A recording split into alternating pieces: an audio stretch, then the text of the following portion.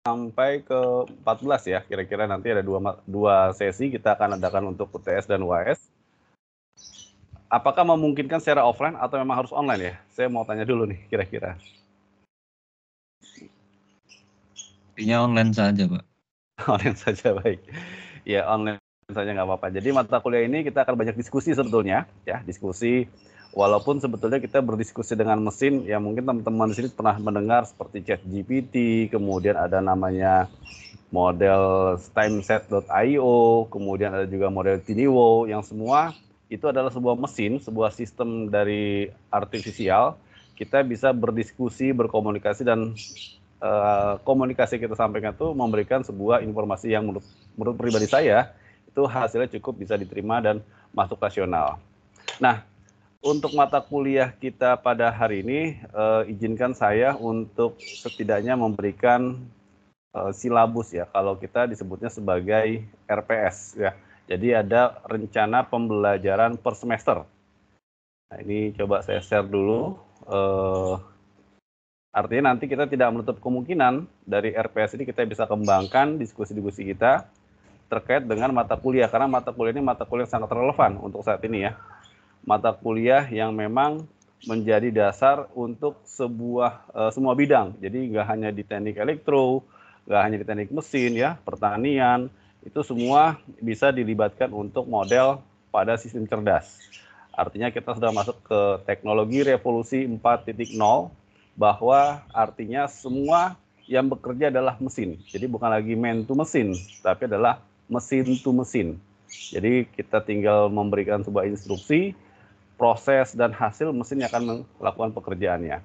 Nah, di RPS ini nanti mohon dikritisi ya, ini saya baru mendapatkan dari Ibu Ginas, nanti kita coba kembangkan. Jadi RPS ini bertujuan untuk membuat rambu-rambu agar pembelajaran kita itu ada target ya, ada goalnya ya, ada capaian apa yang mau diharapkan sesuai dengan visi dan misi, baik di program studi di teknik elektronya maupun di fakultas dan institusi.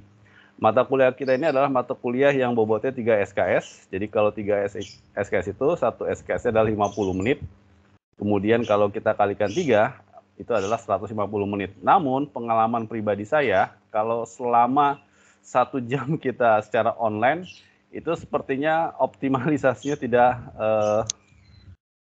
ini ya, seperti kita mendengarkan tapi tidak menyimak, seperti itu ya. Jadi otak kita itu perlu ada sebuah break, sebuah refreshing yang tidak harus secara kontinu terus-menerus untuk mendengarkan. Perlu ada sebuah diskusi dua arah.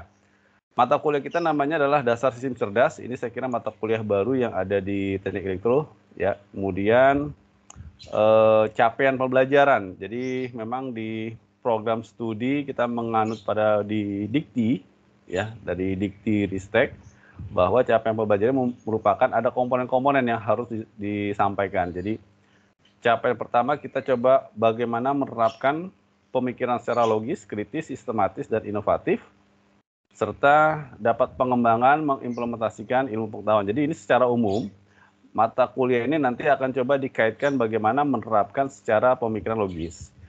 Yang kedua, mampu menunjukkan kinerja secara mandiri, bermutu dan terukur. Ya, ini agak subjektif sebetulnya. Secara mandiri seperti apa, bermutu dan terukur. Kemudian yang ketiga, ini ada kodenya, CPL ya. CPL itu capaian pembelajaran, kemampuan menerapkan pengetahuan inti atau core knowledge di bidang teknik elektro, termasuk tadi rangkaian elektrik, sistem dan sinyal, sistem digital, elektromagnetik, dan elektronika. Nah, nanti kita akan coba kaitkan dari beberapa konsep-konsep yang mungkin bisa diterapkan dengan sistem cerdas. Di PLN, ya ini kita coba diskusi dengan beberapa di PLN, salah satu model yang akan coba dikembangkan ya, termasuk adalah mendigitalisasi semua perangkat-perangkat di bidang ketenaga listrikan, yang dimana digitalisasi adalah menjadi salah satu komponen untuk dapat diterapkan kepada model sistem yang cerdas. Yang keempat adalah kemampuan menerapkan pengetahuan yang mendalam ya, breed knowledge, yang mencakup sejumlah topik kerekayasa terkait tenaga listrik. Jadi memang kita coba mengarahkan nanti studi kasusnya ya, teman-teman, kita nanti UTS UAS Saya berharap kita tidak modelnya seperti di kelas ya, diberikan soal kemudian dikerjakan. Saya berharap nanti kita ada studi kasus yang kita kaitkan dengan di dunia ketenaga listrikan. Lalu ada capaian pembelajaran, ini saya kira secara teoritis nanti ini terkait dengan materi-materi kita bahas. Jadi hari ini kita akan coba bicara tentang pengenalan model pada sistem cerdas. Lalu nanti kita akan coba diskusi terkait dengan fuzzy logic controller, fazifikasi, dan defazifikasi. Selanjutnya kita coba memahami dari fuzzy logic controller. Jadi ada rule atau aturan fuzzy ya sebagai knowledge base-nya dan aplikasi fuzzy logic controller. Yang ketiga, mahasiswa mampu memahami jaringan syaraf tiruan atau JST atau artificial network ya. Yang dimana nanti di sini JST kita akan coba ambil dua komponen, yaitu adalah tipe yang perceptron dan backpropagation ya. Kemudian nanti targetnya kita mampu memahami aplikasi JST untuk diterapkan pada bidang di tenaga listrik. Nah, ini ada beberapa komponen-komponen yang akan coba kita jabarkan. Nah, ini ada kaitan dengan beberapa tugas secara mandiri. Kita bagaimana nanti mengukur dalam pengenalan kendali cerdas, teori himpunan fuzzy, kemudian ada fuzzy logic controller, fazifikasi, fuzzy logic controller, dan defazifikasi. Nanti saya kira nanti semoga teman-teman sudah ada nih RPS-nya, karena ini wajib diberikan ke mahasiswa sebagai rambu ya, sebagai kerangka dalam proses pembelajaran. Nah, oke, baik. Secara singkat, mata kuliah ini diberikan kepada mahasiswa semester 6 di program studi S1 Teknik Tenaga Listrik dengan bobotnya adalah 3 SKS. Targetnya setelah mengikuti kuliah ini diharapkan nanti mahasiswa memahami tentang intelligence control atau kendali cerdas, khususnya pengendali logika fuzzy dan jaringan syaraf tiruan. Jadi sepertinya kalau di kendali itu kan fungsinya hanya on off saja ya. Artinya fuzzy ini kan untuk menentukan nilai kepastian antara nilai 0 dan 1. Jadi begitu banyak nilai yang nanti akan dicoba kita lakukan sebuah kalkulasi, ada nilai yang mungkin masuk kategori 0 dan 1, sehingga nanti fuzzy ini bertugas menajamkan atau memastikan nilai tersebut ya. Jadi tidak ada namanya nilai abu-abu. Jadi kalau fuzzy kan disebut sebagai abu-abu ya. Jadi antara 0 tidak, 1 tidak, ada di tengah-tengah. Dan jaringan syaraf tiruan sebetulnya ini adalah mengikuti pola pikir dari seorang manusia. Nah, nanti ada beberapa kajian, kita akan coba diskusi terkait dengan dasar logika fuzzy, kemudian teori himpunan fuzzy, fazifikasi, defazifikasi, inferensi, dan aplikasi fuzzy untuk kendali. Nah, ini ada beberapa sumber, saya kira sumbernya tidak terbatas hanya ada di sini. Saya kira sudah banyak sekali ya sumber-sumber yang bisa kita telusuri, kita bisa browsing ya, kita bisa dapatkan. Yang dimana mungkin ini saya kira terlalu lama ya, ini dari tahun 97, tahun 91, padahal di tahun 2010 ke atas pun sudah banyak model-model yang diterapkan untuk sistem cerdas. Baik, ini untuk sesi perkenalan dan sesi RPS kita pada hari ini. Apakah ada yang mau ditanyakan atau didiskusikan untuk materi kita? Contohnya misalkan Pak, materi terlalu sederhana.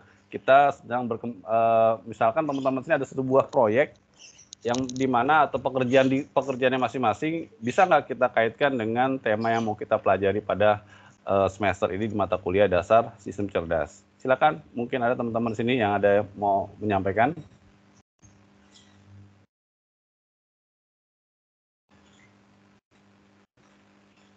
Oke, di sini ada jumlah totalnya berapa mahasiswa yang hadir, 21. Total mahasiswa yang mengikuti kelas ini ada berapa? Total mahasiswa ada 25 orang, Pak. Baik, 25 orang. Oke, tadi ada 1 orang yang sudah izin ke saya, Pak. Kebetulan saya ditunjuk sebagai ketua. Oh, baik. Saya manggilnya Pak Gusti atau Mas Gusti. Dari Iya, nama saya I Gusti Ngurah Agung, Pak Sutrisna Dwi Putra. Baik. Ya, terima kasih Mas Gusti. Kalau seperti ini coba Pak. Boleh saya perkenalan singkat saja teman-teman di sini sambil perkenalan. Ya, kontak saya bisa dihubungin saya tulis di chat aja ya. di jika ada yang mau berdiskusi secara oke, sebentar ini nomor kontak.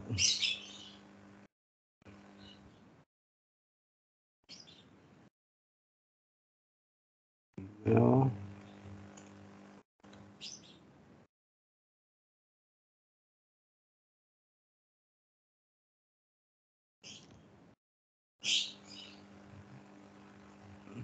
Ya, baik.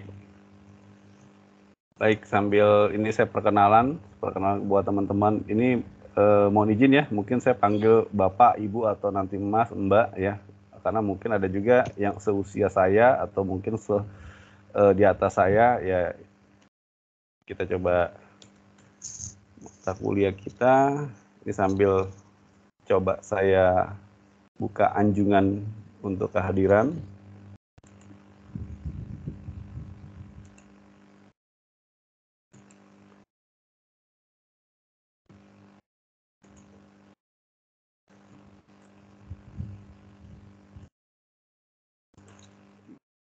No, pendahuluan.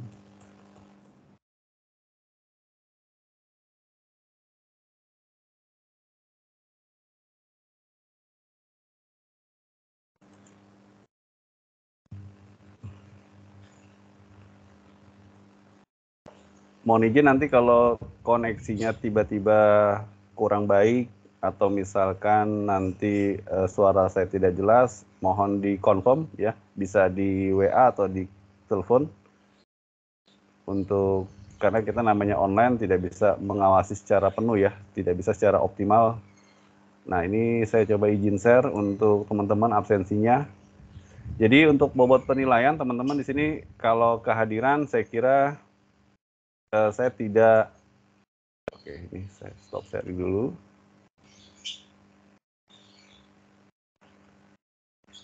Ya, untuk bobot penilaian, saya lebih nyaman nanti adalah tugasnya adalah 50% bobotnya. Kemudian untuk UTS UAS 25%. Untuk kehadiran saya kira anytime Bapak Ibu atau teman-teman di sini ya, Mas dan Mbak, silakan aja nanti konfirmasi misalkan izin tidak bisa hadir, ada tugas pekerjaan, kita fleksibel saja ya. Tapi untuk tugas saya kira teman-teman tolong diperhatikan karena nanti kita banyak diskusi untuk di kelas mata kuliah dasar sistem cerdas. Baik, saya coba perkenalan mau mengenal dari teman-teman yang ada di kelas ini. Ini ada total 25 mahasiswa. Yang pertama ini ada Mbak Arinda Denta Milenia. Ada Mbak Arinda? Hadir, Pak Arinda. Oke. Mbak Arinda, boleh sedikit memperkenalkan diri, Mbak? Misalkan asal, terus saat ini posisi bekerja di mana, atau sedang apa gitu. Boleh silakan, Mbak. 1 menit, nggak apa-apa. Baik, terima kasih, Pak. Ya. Perkenalkan, nama saya Rinda Denta Milenia, asalnya dari Jakarta. Untuk saat ini belum bekerja, hanya berkuliah saja, alumni dari ITPLN, Pak. Terima kasih. Oke, baik. Terima kasih Mbak Arinda, alumni ITPL yang program diploma ya kalau gitu ya? Iya, Pak, ND3 Teknologi Listrik. Oke, lulusan tahun 2000? Tahun 2022. Baru lulus kemarin di November, ya. Pak. Iya, baik. Makasih Mbak Arinda, jadi masih fresh graduate ya?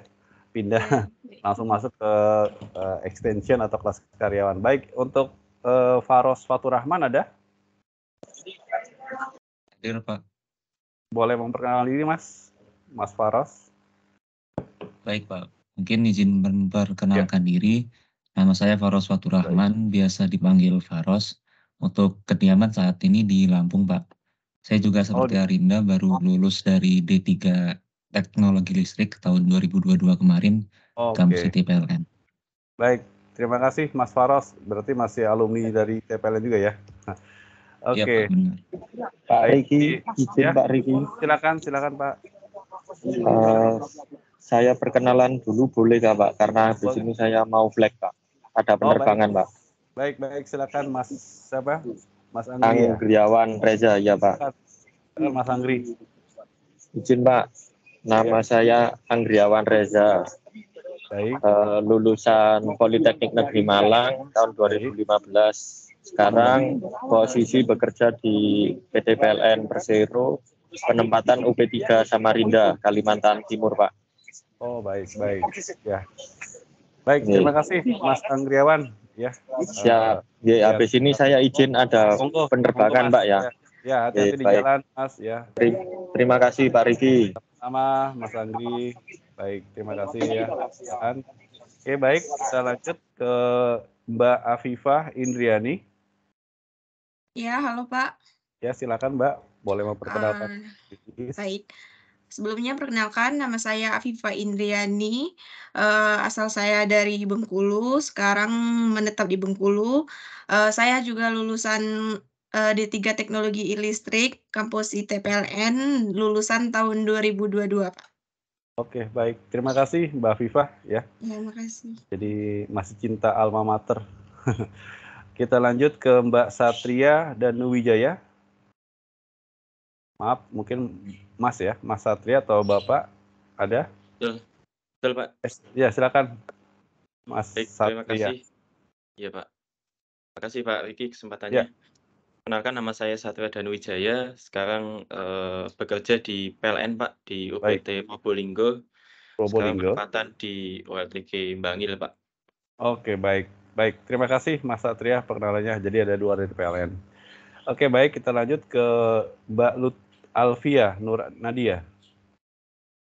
Oke Pak, perkenalkan nama saya Lut Alfia Nur Nadia. Saya alumni dari Politeknik Negeri Malang. Sekarang saya bertugas di PLN UPT Bogor. Baik, UPT Bogor. Baik, terima kasih. Oke, kemudian Muhammad Aryo Brebes Lindi. Halo, ya Pak, izin Pak. Ya, silakan Mas Aryo. Baik, selamat siang Pak dan teman-teman. Perkenalkan, nama saya Muhammad Aryo Brebes Lindi, panggilannya Aryo. Saya berasal dari Palembang Pak. Sekarang bekerja di PLN di Jakarta Pak, di Pulau Gadung. Di Pulau Gadung. Ya, baik, baik. Ya, terima kasih Mas Aryo.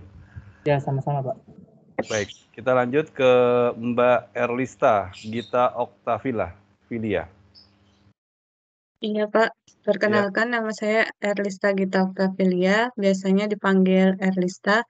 Saya lulusan dari Politeknik Negeri Malang dan sekarang penempatan saya di PLN UP3 Bogor. Terima kasih. Terima kasih. Ya, terima kasih Mbak Erlista. Kita lanjut ke Rio Nathanael Hutagalung. Izin Pak memperkenalkan diri. Ya, silakan. Nama saya Rio Nathanael Hutagalung. Saya lulusan dari Politeknik Negeri Bandung, Teknik Listrik tahun 2016. Sekarang saya bekerja di PLN UID Kalimantan Barat, Pak. Oh, baik, baik. Terima kasih Mas Rio atau Bang Rio ya. Baik, kita lanjut ke Mas Muhammad Bintang Nugraha. Ya Pak, ya. Perkenalkan, nama saya Muhammad Bintang Nugraha, asalnya asli dari Palembang Pak, sekarang bekerja di PLN ULP Tobali Pak, di Bangka Selatan. Oke, baik, terima kasih Mas Bintang. Pak. Ya, oke, ini Ketua Kelas Mas I Gusti Ngurah Agung Sutrisna Dwi Putra ya. Boleh Mas, silakan memperkenalkan. Baik. Ya, selamat sore Pak Riki dan teman-teman. Ya. Perkenalkan, nama saya I Gusti Ngurah Agung Sutrisna Dwi Putra. Saat ini bertugas di PLN UPT Bali, tepatnya di ULTG Bali Selatan. Domisili tinggal di Denpasar, Bali, Pak. Oke, lulusan D3-nya IPB, Pak, IPB Bogor. Oke, prodi apa? Kasih. Di prodi apa, Mas? Di D3 prodi? Komputer, Pak, D3 komputer. Oke, komputer ya, dengan Bu Medadita ya waktu itu ya, mungkin dengan Bu Imas. Oke. Ya, baik. Lupa. Baik, terima kasih Mas I Gusti Ngurah. Kita lanjut ke Mas Faisal Adi Nugroho. Silakan Mas.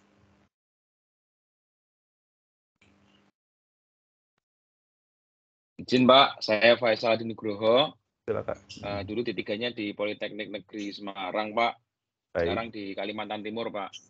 Oh, oke, baik. Bekerja di PLN juga ya, Mas? Iya, Pak, sama, Pak. Oh, baik, baik. Terima kasih, Mas Faisal. Baik, Ya, kita Pak. lanjut ke Mbak Pravita Ramada Niar.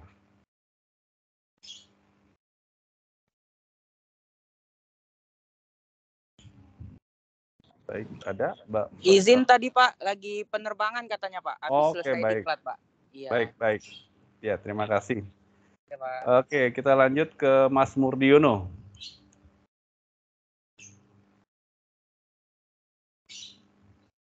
Mas Murdiono ada? Atau belum sempat join? Di proses mungkin, Pak. Baik, kita lanjut aja ya. Baik, kita lanjut ke Mas Hasbi Basit Fitranda. Baik, terima kasih Pak Riki. Selamat siang teman-teman. Perkenalkan, nama saya Hasbi Basit Fitranda. Saya alumni D3 Teknik Elektro ITS. Saat ini saya bekerja di PLN UIP Kalbaktim Pak, di Balikpapan Pak. Oh, baik. Ya, baik. Terima kasih Mas Hasbi. Siap, baik, sama-sama, Pak. lanjut ke Mas Sinar Lamro.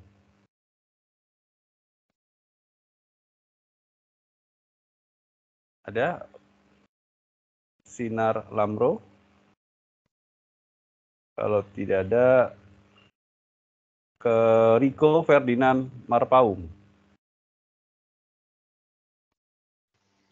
Selamat siang Pak. Selamat siang teman-teman. Selamat siang.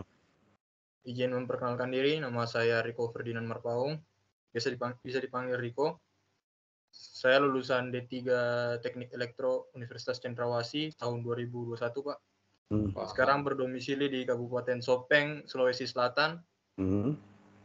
Bekerja di PT PLN Persero UIW Surabar, tepatnya ULP Pajalesang Pak. Oke, baik. Terima kasih Bang Riko ya. Kita lanjut ke Mas Agus Kartiwa. Baik, izin Pak. Perkenalkan, saya Agus Kartiwa, saya lulusan D3 Teknik Listrik, Politeknik Negeri Bandung. Saat ini saya bekerja di PLN UIP Kalbaktim di Balikpapan. Oke, baik. Terima kasih Mas Agus Kartiwa. Sama-sama Pak. Baik, kita lanjut ke Mas Dika Mahendra Agiyatna. Selamat siang Pak Riki. Mohon maaf baru bergabung ini tadi. Perkenalkan Pak, saya Dika Mahendra Agiyatna. Saya lulusan dari D3 Teknik Elektro ITS tahun 2016. Sekarang bekerja di PT PLN Persero, ULTG Tegal, UPT Purwokerto. Baik, terima kasih Mas Dika atas perkenalannya. Baik, kita lanjut ke Mas Anggriawan Reza Kusuma. Sudah Pak tadi Mas Anggriawan. Oh baik, oh ya maaf tadi ya sudah penerbangan. Kita lanjut ke Mas Suhaidi. Baik Pak, selamat siang. Selamat siang, Mas Suhaidi. Ya, perkenalkan nama saya Suhaidi, asal dari Lombok Pak. Oke, Lombok. Mataram, Lombok. Ya, sekarang domisili di Lombok juga. Ya, bekerja di PLN juga, Mas? Enggak Pak, saya buka usaha sendiri. Oke, baik. Di Lombok. Ya, baik. Terima kasih Pak. Ya, sama-sama Mas Suhaidi. Terima kasih Mas. Oke, baik. Kita lanjut ke Mas Rizky Agung Prawira. Baik Pak, selamat siang Pak. Selamat siang. Izin Pak, memperkenalkan diri, nama saya Rizky Agung Prawira Pak. Saya lulusan D3 Teknik Listrik di Politeknik Negeri Ujung Pandang Pak. Ya. Untuk saat ini saya bekerja di Pertamina Pak, di depot pengisian pesawat udara di Bandara Sultan Hasanuddin Pak. Oke, terima kasih. Ya, baik. Terima kasih Mas Rizky Agung. Ya. Baik, kita lanjut ke Mas Bayu Prastio.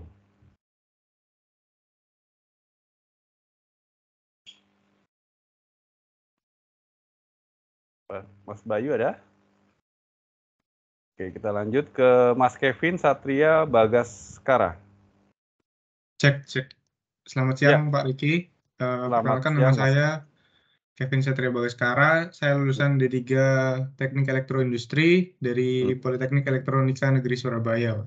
Baik. Oke, baik. Terima kasih Mas Kevin. Posisi bekerja atau sedang? Sekarang saya masih proses sertifikasi dari PLN, Pak. Kebetulan saya di D3-nya kemarin kelas kerjasama dari PLN. Oh iya, baik. Terima kasih Mas Kevin. Ya. Baik, Pak. Oke, kita lanjut ke Mas Arif Rahmadani. Ya, selamat siang Pak. Izin memperkenalkan diri Pak. Ya. Ya, perkenalkan nama saya Arif Ramadhani, bisa dipanggil Arif, asal dari D3 Teknik Elektro Politeknik Elektronika Negeri Surabaya. Sama seperti Mas Kevin ini tadi, untuk domisili di Surabaya, saat ini juga masih menunggu SK penempatan Pak dari PLN karena kelas kerja sama PLN Pak. Ya, baik. Terima kasih Mas Arif. Semoga cepat ya untuk penempatannya.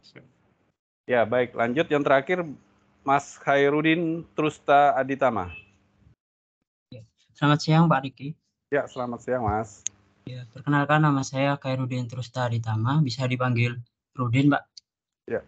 Ya, saya dari D3 Elektroindustri Politeknik Elektronika Negeri Surabaya juga Pak, sama seperti Mas Kevin dan Mas Arif.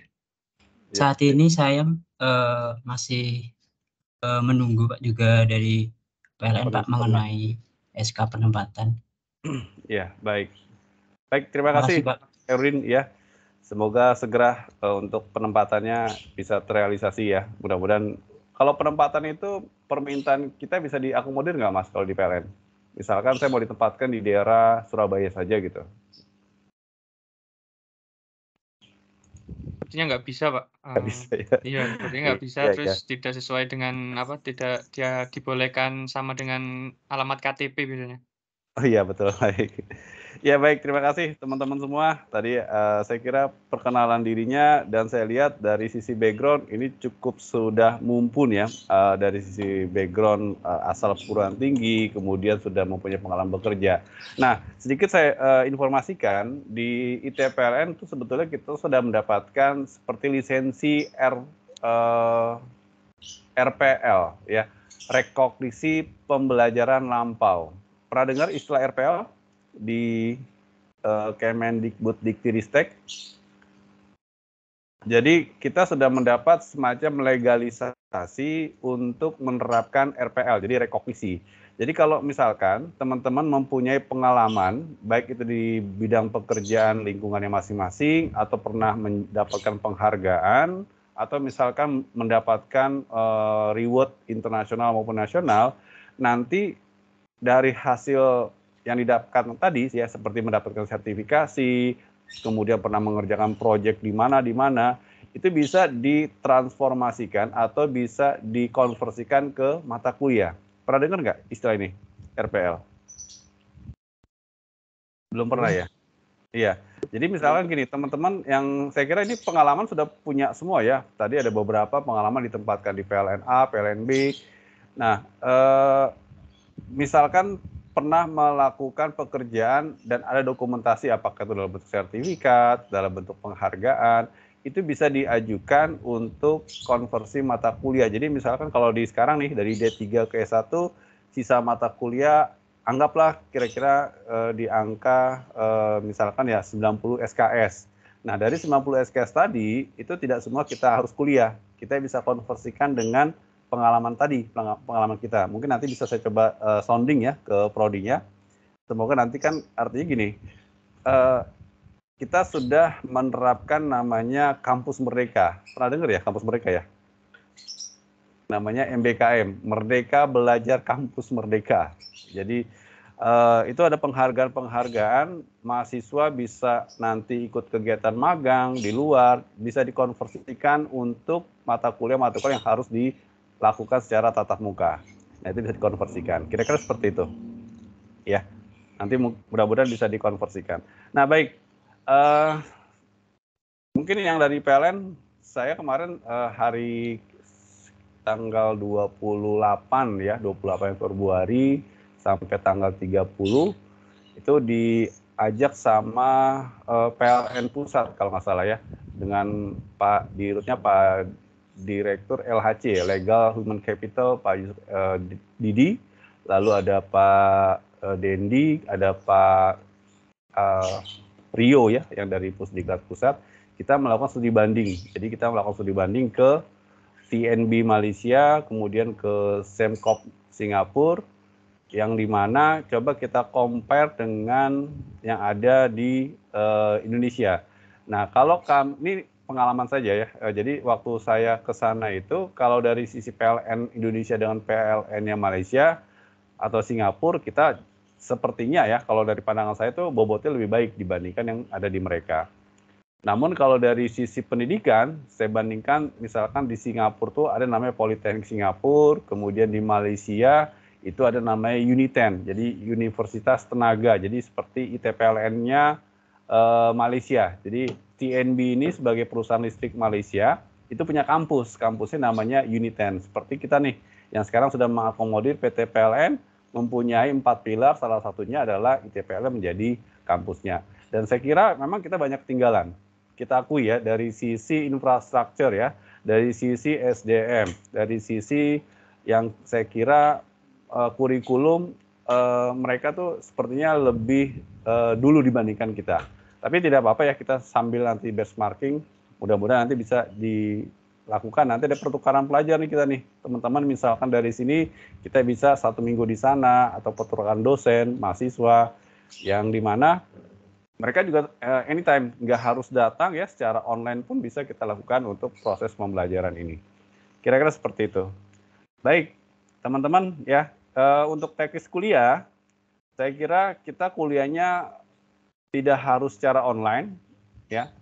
Kita sekarang kan COVID ini ternyata merubah arah mindset kita, belajar itu tidak harus tatap muka ya.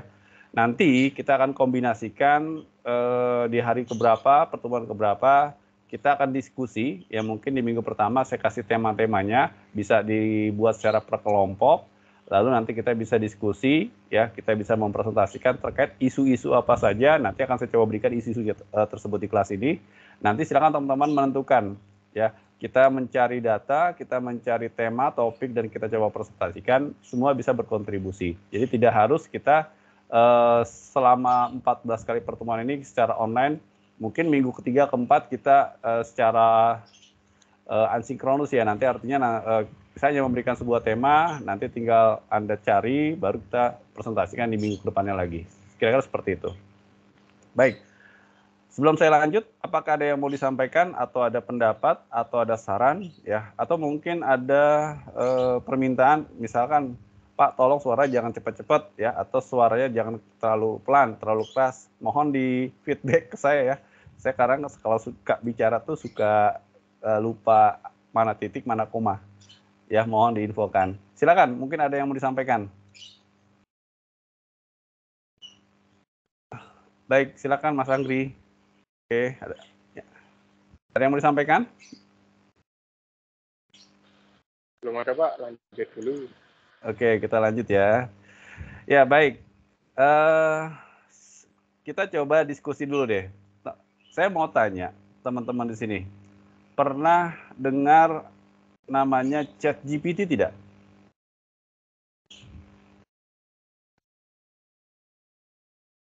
Ada yang sudah pernah dengar istilah ChatGPT? Nah, Pak, yang chat OpenAI itu ya, Pak? Betul. Yang OpenAI.com itu pernah? Iya, pernah, Pak. Pernah dengar. Oke. Pertanyaan saya, kira-kira ini membantu dari sisi manusia, ya, atau seperti apa? Ini pertanyaan mendasar. Apakah sudah pernah menggunakan semua, atau ada yang belum nih? Yang belum siapa? Nanti biar saya belum, Pak. Belum pernah, Pak, saya, Pak. Belum pernah ya? Belum, Pak. Oke. Belum pernah, Belum pernah dengar, Pak.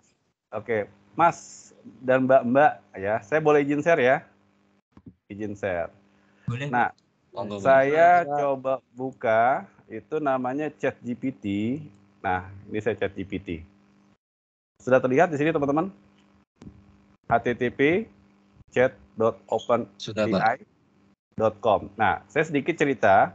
Jadi ini ada sebuah website, ada sebuah sistem cerdas yang dimana dia seperti mesin penjawab. Contoh misalkan di sini, apa itu artificial intelligence? Nah, saat ini di dunia akademisi ini menjadi salah satu perdebatan. Kenapa? ya. Jadi kalau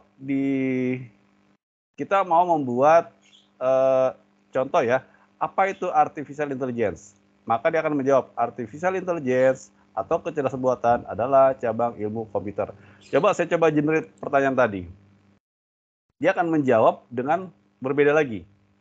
Artificial AI adalah teknologi yang memungkinkan komputer dan mesin untuk melakukan tugas. Satu, machine learning, deep learning, lalu dan lain sebagainya. Nah, pada saat saya coba ini lakukan pemeriksaan secara plagiarisme, ya, kita menggunakan, pernah dengar namanya Turnitin. Jadi ada sebuah tools, Turnitin itu adalah untuk memeriksa tingkat kemiripan teks. Nah, ini saya copy, kemudian tingkat kemiripan rendah. Tapi pada saat saya coba menggunakan sistem cerdas untuk memeriksa plagiarisme, bahwa ini adalah merupakan jawaban mesin.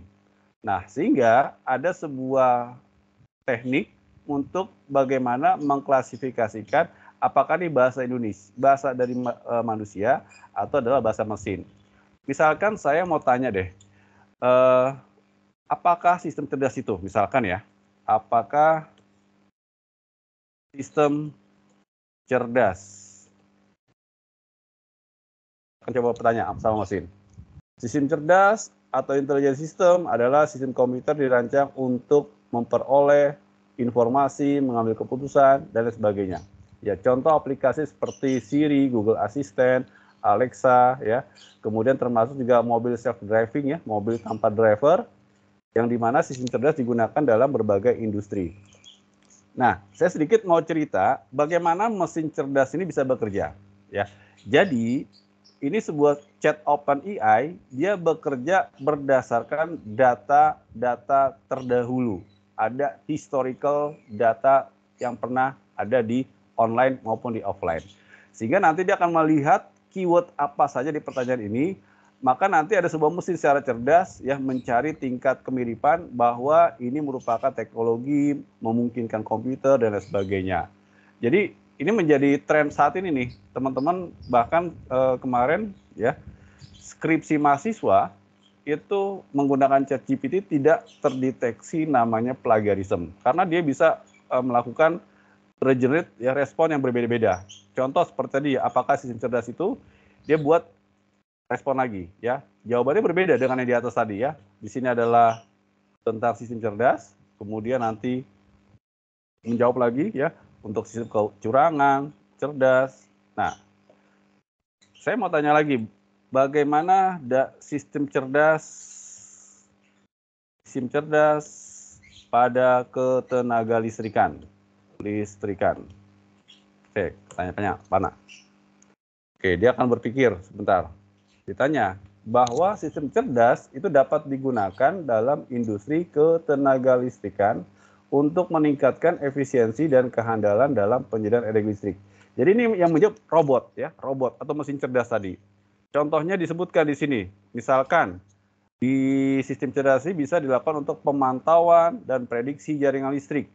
Sistem cerdas dapat digunakan untuk memantau jaringan listrik secara real time dan memprediksi potensi kegagalan atau pemadaman. Hal ini dapat membantu operator jaringan untuk mengambil tindakan proaktif untuk menghindari kegagalan dan memperbaiki jaringan dengan lebih cepat. Artinya apa kalau kita lihat di sini? Bahwa mesin ini bisa merekomendasikan, perlu loh diterapkan sistem cerdas untuk apa? Buat monitoring, buat melakukan prediksi ya, dan dia bisa memantau secara real time. Artinya real time, anytime ya, kapan saja ya, mau jam berapa, mau pagi, mau siang, mau sore ya, dan lain sebagainya. Dan nanti rekomendasinya dia bisa melihat prediksi potensi kegagalan. Lalu dia kasih rekomendasi nih, sistem cerdas bisa membuat manajemen beban listrik ya, mengoptimalkan penggunaan energi listrik dengan memantau permintaan listrik dan memprediksi. Misalkan kalau di teman-teman PLN pasti paham ya, itu ada namanya kebutuhan beban listrik atau namanya peak week-nya di jam berapa, di hari apa, itu akan didapatkan informasi tersebut. Nah, artinya kita bisa melakukan sebuah rekomendasi dalam memprediksi kapan kebutuhan listrik di masa depan. Misalkan di satu daerah yang ada di Surabaya contoh ya, saat ini kebutuhan untuk beban listrik adalah sekian ribu watt, megawatt misalkan contoh ya. Kemudian kita bisa memprediksi dengan data-data terdahulu, dengan perkembangan jumlah penduduk, kemudian ada potensi pengembangan wilayah, maka kedepannya kebutuhan energi listrik itu seperti apa, dan itu bisa diatur untuk penggunaan energi dalam menghindari namanya black ya, artinya pemandaban listrik secara umum. Nah ini contoh ya, contoh teman-teman, misalkan sistem cerdas untuk apa? Untuk penyeimbangan jaringan listrik, untuk penggunaan energi terbarukan. Nah, jadi kalau saya coba regenerate lagi, jawaban dia akan berbeda lagi, ya. Dia akan meningkatkan ini untuk melakukan kehandalan, keamanan, ya, melakukan permintaan prediksi dan lain sebagainya.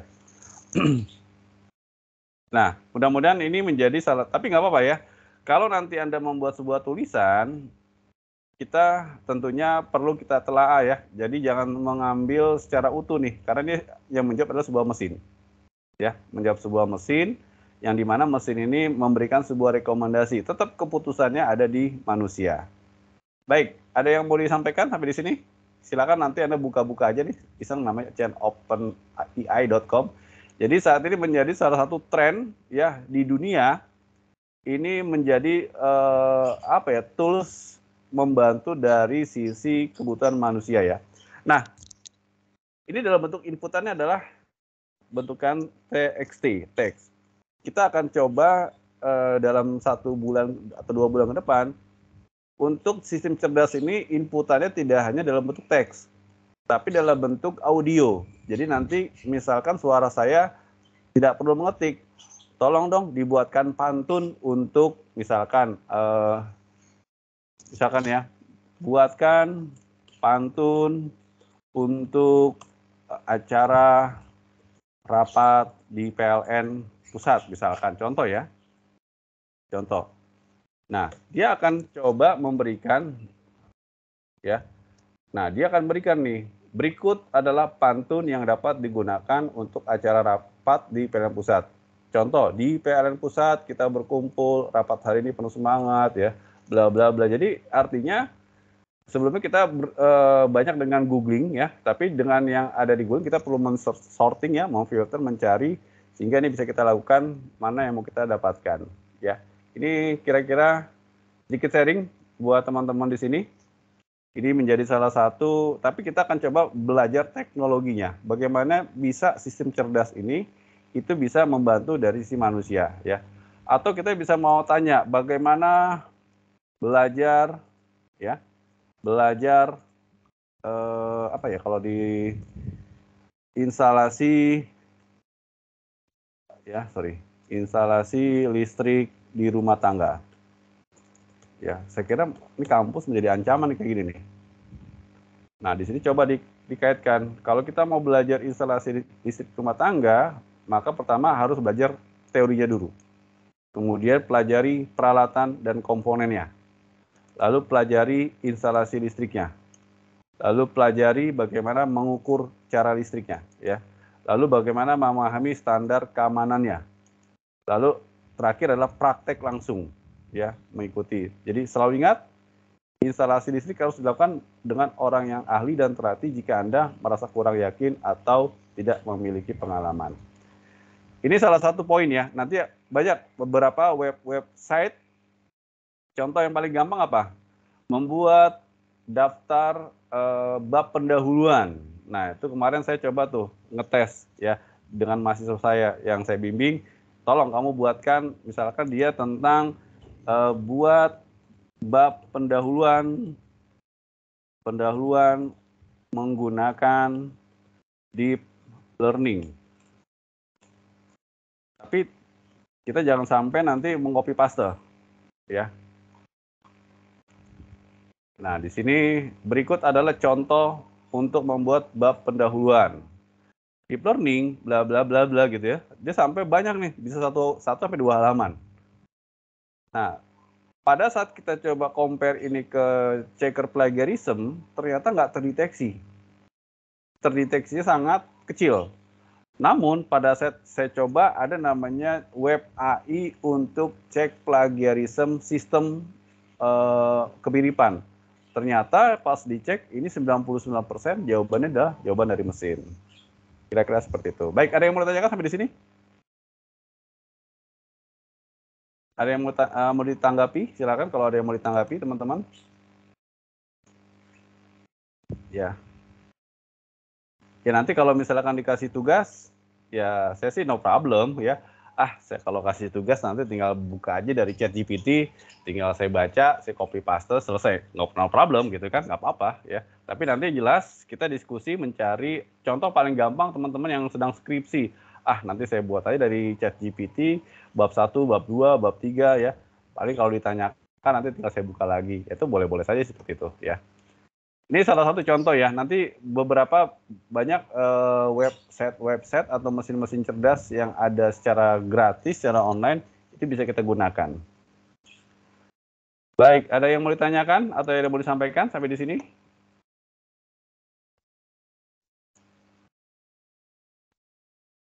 Misi Pak, izin bertanya Pak. Oh baik, silakan, terima kasih. Ya.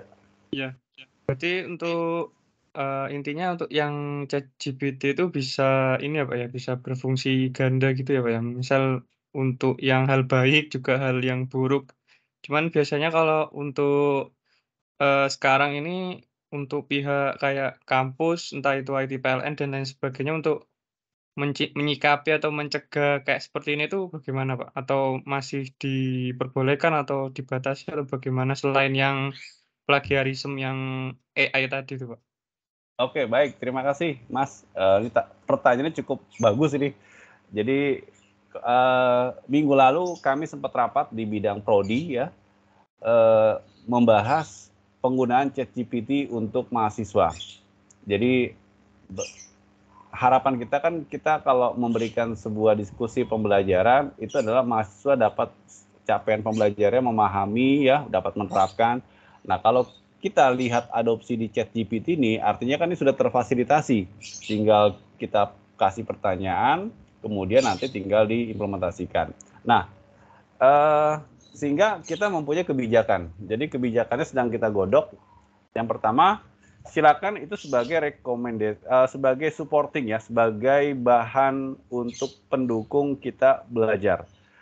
Jadi kalau misalkan seperti ini, kita coba menekankan kepada referensi. Contoh misalkan tadi di sini ya, deep learning merupakan cabang dari artificial intelligence. Terbaca tidak teman-teman di sini yang di ChatGPT? Terbaca Pak. Ya. Nah kalau di ChatGPT, karena dia mengambil dari seluruh sumber yang ada di secara online maupun offline, ya kata-kata tadi, maka kita perlu menambahkan referensi, mensitasi. Deep learning ini merupakan cabang dari AI, itu dari sumber mana? Jadi mahasiswa kita tekankan, walaupun dia mengadopsi tulisan ini, namun dia harus mencari sumber yang valid ya, yang sahih, baik itu dari jurnal atau dari textbook yang menyatakan deep learning merupakan cabang dari AI. Itu yang pertama. Jadi teman-teman kalau misalkan nanti ya baik itu di skripsi atau di tugas-tugas yang lain, tolong itu disertakan adalah referensi. Sehingga pernyataan ini tidak liar, tapi pernyataan ini memang ada sumber yang disebutkan. Kira-kira seperti itu. Ya, itu yang pertama. Kemudian yang kedua kami coba mensounding kebetulan dari kita sudah berlangganan aplikasi namanya aplikasi Turnitin. Pernah dengar tidak Turnitin? Jadi ada namanya plagiarism checker, ada Turnitin, ada iThenticated. Nah itu merupakan tools-tools untuk memeriksa kemiripan dari sebuah tulisan. Nah pada waktu saat ini Turnitin sedang coba mengembangkan mana tulisan yang melalui bahasa manusia dan mana yang melalui bahasa mesin. Mereka sedang membuat model sistem cerdas lagi nih. Jadi kalau nanti kita copy paste ya, ini kita copy paste di Word misalkan atau di model editor yang lain kita copy paste di sini. Ini bisa ya kita copy paste namun nanti kita akan cek apakah tulisan ini dikerjakan dengan tulisan oleh manusia atau dari mesin. Tekniknya bagaimana nanti teman-teman di sini? Tekniknya kita melakukan namanya paraphrase ya, paraphrase. Jadi kita merubah kata-kata dalam sebuah kalimat yang ada di sini, yang dimana maknanya tidak berubah. Jadi misalkan deep learning adalah, kan merupakan sudah hilang ya, adalah salah satu bagian dari kecerdasan buatan. Jadi kita coba melakukan paraphrase ya. Nah, ada website AI juga dengan sistem cerdas, dia bisa melakukan proses untuk memparafrase secara otomatis. Wah, ini makin ini ya, kita makin terfasilitasi nih. Ada parafrase secara AI, bagaimana menulis secara AI ya, sampai kita kalau teman-teman sini rajin-rajin browsing ya, dari membuat PPT itu langsung kita hanya 1 menit tinggal masukkan teksnya, dia akan membuat sendiri secara cerdas. Itu adalah sebuah mesin. Jadi itu Mas 2 poin tadi.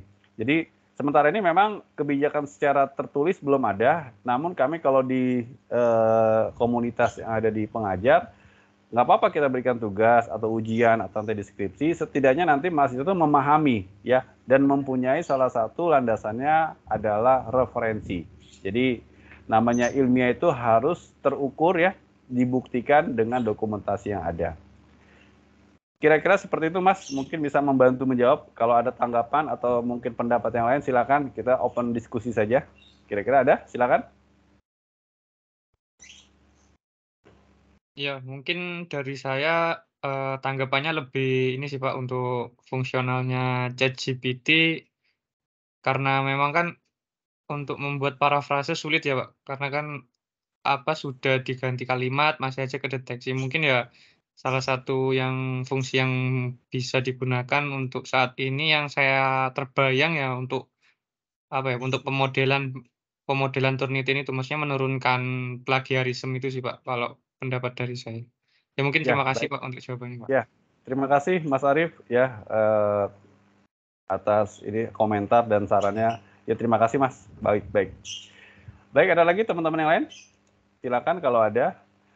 Jadi kalau saya lebih senang kita belajar itu memahami kondisi atau pola yang ada saat ini. Kalau kita belajar di materi hanya bentuk PPT, itu kan sifatnya statis ya, hanya satu arah. Tapi kalau ada pengalaman atau ada pekerjaan atau pernah kita melakukan sebuah penelitian, kita bisa coba diskusikan, ya bisa sharing konten ya. Mungkin pernah saya melakukan penelitian, kita coba sharing ya. Jadi penelitian yang saya coba kembangkan saat ini, saya coba sedang membangun sebuah sistem cerdas pada pertanian. Jadi smart ini ya, ada namanya smart farm ya, smart farming. Jadi salah satunya poinnya saya mengembangkan untuk di lahan pertanian yang terbatas, jadi lahan pertanian kota. Nah, memang untuk isu utama di Indonesia saat ini memang belum menjadi hal yang vital ya. Karena apa? Kita masih banyak lahan-lahan terutama ya di daerah-daerah itu lahan pertanian masih cukup melimpah ruah. Namun kalau kita melihat negara-negara yang mempunyai keterbatasan lahan seperti Singapura, kemudian seperti ada di Jepang ya, atau mungkin ada di negara-negara yang memang lahannya tidak melimpah, mereka sedang mengembangkan model lahan pertanian secara indoor maupun secara vertikal. Di Singapura, ya waktu saya ke Singapura, mereka sedang mengembangkan lahan pertanian vertikal untuk di gedung. Jadi nanti gedungnya itu tidak hanya dalam bentuk dinding kaca, tapi di kanan kiri gedung, sisi kanan kiri atau di seluruh sisinya itu ditanamin tanaman-tanaman yang produktif. Jadi ada tanaman-tanaman sayur-sayuran, tanaman-tanaman yang bahkan yang terakhir saya lihat mereka menanam tanaman padi ya, tanaman padi itu dengan secara vertikal. Jadi di balkon dipasang sebuah media lahan itu yang dibuat stek-stek dan itu ternyata berhasil. Ya, mereka bisa menghasilkan budidaya tanaman padi secara vertikal menggunakan IoT ya, Internet of Things dengan bantuan intelligence. Jadi sekarang ini mereka tidak lagi dengan IoT.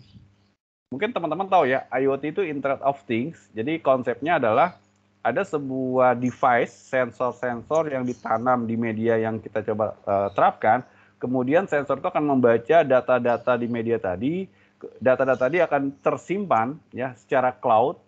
Kemudian nanti data itu bisa diakses oleh siapapun anytime ya, real time di mana saja. Nah, itu kita sebut sebagai IoT. Jadi IoT ada nanti proses untuk edge-nya atau edge ya, edge itu sebagai penghubung antara physical device, antara tadi beberapa sensor ditanam, untuk meneruskan data itu ke storage, ke cloud. Nah, mereka tidak lagi menerapkan IoT, tapi menerapkan namanya AIoT. Jadi Artificial Intelligence of Things. Jadi semua sudah basisnya pada kecerdasan buatan. Jadi kalau tadi IoT hanya kita bisa mengakses data, namun di IoT dengan artificial intelligence tadi mereka sudah bisa melakukan processing ya, rekomendasi, prediksi dan lain sebagainya itu di mesinnya. Jadi misalkan gini, kalau di IoT kita tahu nih, oh saat ini butuh penyiraman, oh saat ini butuh misalkan penambahan nutrisi, maka nanti ada sebuah rekomendasi, tolong dong ditambahkan, itu bisa dengan mesin. Nah, kalau misalkan dengan artifisial, mereka bisa memprediksi. Jadi secara adaptif dia bisa melakukan ke depannya seperti apa. Jadi ternyata dari pola yang kemarin, next-nya dia bisa memprediksi kebutuhan cahayanya harus berapa, kebutuhan nutrisinya berapa, itu bisa diprediksi oleh si mesin tadi. Jadi tidak hanya sebagai input output ya, hanya sebagai otomatisasi, tapi dia bisa melakukan sebuah rekomendasi dan juga bisa melakukan sebuah prediksi secara adaptif. Nah, itu salah satu poinnya. Jadi memang sistem cerdas ini menjadi salah satu isu yang paling dominan ya. Kita suka tidak suka memang menghadapi kondisi yang ada di model saat ini dengan sistem cerdas. Namun karena kurikulum kita atau yang di mata kuliah ini, kita coba fokuskan di bidang ketenaga listrikan. Yang terkait tadi bisa kita coba diskusi secara sederhana ya. Baik. Teman-teman, apakah sudah terlihat ini slide-nya? Masih hitam, Pak. Oke, masih hitam. Ya, sudah, Pak. Sudah, baik, Pak. Ya, mohon maaf ya kalau koneksinya sepertinya tidak optimal. Nah, oke, baik. Saya coba ini, saya nggak akan membahas sampai 32 slide ini. Saya akan coba banyak membuka diskusi. Jadi, di pertemuan yang kedua ini, kita tadi sudah sempat ya melihat beberapa model-model sistem cerdas yang ada dan bisa diakses dan bisa kita lakukan ya, bisa kita nikmati, bisa kita kerjakan. Nah, sebetulnya kita coba bicara di sisi teori dulu deh, teori. Jadi ada sebuah pengantar sistem cerdas ya. Oke. Yang saat ini kita bicara ya, ini adalah definisi sistem cerdas. Jadi kalau tadi Anda coba menggunakan ChatGPT, sepertinya jawabannya akan beda juga dengan ini, dengan yang ada di slide ini. Ya, ini slide-nya slide yang lama sebetulnya nih. Jadi kalau di definisi sistem cerdas atau intelligent system adalah sistem yang dibangun dengan menggunakan teknik-teknik artificial intelligence. Baik. Oke, saya coba coret-coret sedikit nggak apa ya di sini ya. Atau saya pakai pointernya pen. AI, ya, artificial intelligence, ya ini AI. Oke, kita akan bicara secara induknya nih, karena kita lihat di sini adalah merupakan teknik-teknik yang ada di artificial intelligence. Di AI, ya, ini cukup luas jangkauannya. Kemudian nanti ada turunannya. Ya, nanti ada, kalau Anda coba searching ya di googling, ada namanya di kategori mesin learning. Ya, ada nanti mesin learning itu turun lagi ke deep learning atau DL ya, deep learning. Kemudian nanti di sini kita muncul lagi namanya ada supervised learning, unsupervised learning gitu ya. Learning ya. Lalu nanti ada namanya reinforcement learning. Jadi cabang di bidang teknik artifisial itu cukup luas. Sehingga sistem cerdas ini merupakan bagian-bagian yang ada di AI, yang ada di machine learning, yang ada di deep learning, kategorinya ada supervised learning, itu bisa diterapkan untuk menjadi sebuah sistem cerdas. Ya. Kalau misalkan di machine learning, Anda pernah mendengar metode seperti data mining, ya, data mining, kemudian muncul lagi ada beberapa algoritma seperti algoritma decision tree, algoritma, ya ini untuk klasifikasi, ada algoritma untuk naive Bayes, ada lagi algoritma untuk random forest, ada lagi algoritma untuk support vector machine. Nah, itu merupakan beberapa algoritma yang terdapat di machine learning dan artificial intelligence. Nah, kalau kita definisikan, jadi ini kita anggap nih AI ini kan meniru oleh kecerdasan manusia. Ya, ini kecerdasan manusia. Jadi manusia itu cerdas ya, tapi diadopsi menjadi sebuah mesin. Nah, di sini sistem adalah kumpulan dari elemen-elemen yang berinteraksi untuk mencapai tujuan tertentu. Cerdas adalah tadi dia bisa dapat mampu menalar ya, dapat mampu memiliki, kemudian dapat mampu melakukan sebuah keputusan. Ya, cerdasnya seperti itu. Nah, disinilah kita coba adopsi dari beberapa konsep-konsep yang ada. Mungkin teman-teman yang di elektro, tadi ya di Politeknik Elektro, saya kira belum banyak ya di kurikulumnya membahas tentang bidang di komputasi cerdas ya. Tapi tidak apa-apa ya, kita akan coba adopsi nantinya pelan-pelan untuk memahami konsep-konsep apa saja yang bisa diterapkan di sistem cerdas di bidang ketenaga listrikan. Baik, ada yang mau ditanyakan sampai di sini?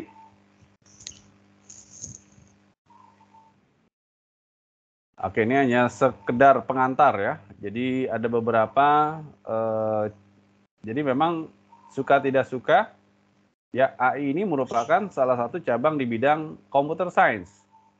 Ya, dia akan merepresentasikan dari pengetahuan untuk dijadikan sebagai simbol-simbol bilangan. Oke. Dan nanti dia akan mendapatkan sebuah informasi ya, sebuah metode heuristik atau dengan berdasarkan sejumlah aturan. Oke, jadi AI adalah kecerdasan yang ditambahkan pada suatu sistem yang bisa diatur dalam konteks ilmiah. Nah, kalau di ketenaga listrikan, saya kira sekarang kan yang kemarin sempat dengan Bu Ersa kalau nggak salah ya, yang di IV itu bahwa pengembangan PLN mobile sedang dikembangkan ya saat ini ya. Kita bisa tuh mengadopsi mesin AI ya, atau AI tadi, artificial intelligence, kepada aplikasi mobile. PLN. Jadi kalau di mobile PLN itu kalau saya lihat kan misalkan dari sisi customer, bisa tidak pada saat nanti di mobile PLN tadi kita embeddedkan ya, kita tanamkan sebuah mesin yang bisa menjawab secara cerdas. Sehingga contoh, kalau ada keluhan, ada tagihan, atau misalkan ada informasi yang dibutuhkan, yang menjawab tadi bukan si customer service, tapi adalah sebuah mesin. Di Malaysia, di Ilsas, mungkin teman-teman pernah dengar ya, Ilsas itu bagian dari TNB, jadi TNB itu PLN-nya Malaysia. Jadi Ilsas ini ada di bidang divisi tentang machine learning, dia punya divisi machine learning. Untuk pelayanan kepada customer-nya, dia menggunakan tadi di embedded pada ChatGPT. Kita gini, kalau ada pertanyaan dari customer-nya, itu bukan manusia yang langsung menjawab, tapi mesinnya. Paling tidak, oke, terima kasih telah memberikan pertanyaan pada kami, setidaknya coba dia memberikan sebuah pengantar. Jadi dia mengadopsi dari ChatGPT ditanamkan kepada PLN Mobile. Oke, ini kita banyak diskusi saja ya. Kemudian, nah, kalau dari sudut pandang cerdas, jadi kalau sudut pandang kecerdasan tadi, di sini sudut pandang kecerdasan berarti kecerdasan buatan akan membuat mesin menjadi cerdas. Kira-kira seperti itu ya. Namun tentu saja manusia itu lebih cerdas dibandingkan mesin, ya. Di sini kan dia coba mendekati, coba berbuat seperti apa yang dilakukan oleh mesin. Kemudian dari sudut penelitian, ya, dari sudut pandang penelitian, kecerdasan buatan adalah suatu studi bagaimana membuat agar mesin atau sistem atau komputer dapat melakukan sesuatu sebaik yang dikerjakan oleh manusia. Dari sudut bisnis misalkan, kecerdasan buatan adalah kumpulan peralatan yang sangat powerful dan metodologis dalam menyelesaikan masalah bisnis. Jadi kita tinggal bicara sudut pandang apa nih? Dari sudut pandang pemrogram, kecerdasan buatan meliputi studi tentang pemrograman simbolik, problem solving, ya, pencarian searching. Jadi kalau nanti teman-teman misalkan saya mau tanya, kira-kira dari teman-teman di sini sudut pandang kecerdasan untuk ketenaga listrikan untuk apa? Kira-kira ada yang bisa bantu jawab nggak? Kalau kita lihat beberapa poin-poin yang ada di sini. Jadi kita bisa lihat kalau saya, ya mungkin nanti bisa dikoreksi atau bisa dibantah. Pertama, kita melihat sudut pandang kecerdasan buatan akan membuat mesin-mesin menjadi cerdas untuk membantu dari proses tadi ya, monitoring, proses pemantauan, rekomendasi untuk penentuan pada ketenaga listrikan. Bisa kan? Kita coba menjadikan sudut pandang kecerdasan yang ada. Kemudian, ini ada beberapa komponen. Ya, saya kira di diagramnya kalau Anda search pasti ketemu komponen artificial intelligence. Jadi ada saya sebut sebagai perceive, vision, action, learning. Jadi manusia itu dia bisa memahami, manusia bisa berpikir, manusia bisa bertindak, dan manusia juga bisa belajar. Nah, artinya sekarang bagaimana manusia-manusia tadi diduplikasikan menjadi sebuah mesin. Ya. Nah, oke, baik. Ada yang mau disampaikan teman-teman? Pernah dengar istilah machine learning nggak di sini?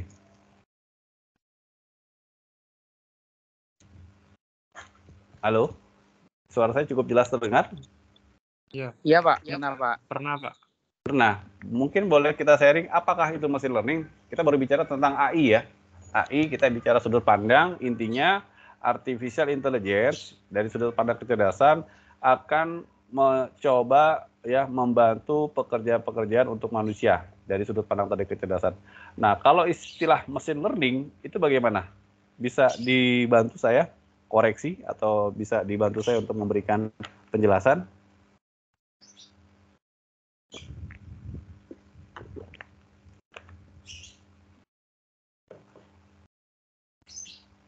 Baik, mungkin gini, saya coba ambil ilustrasi ya.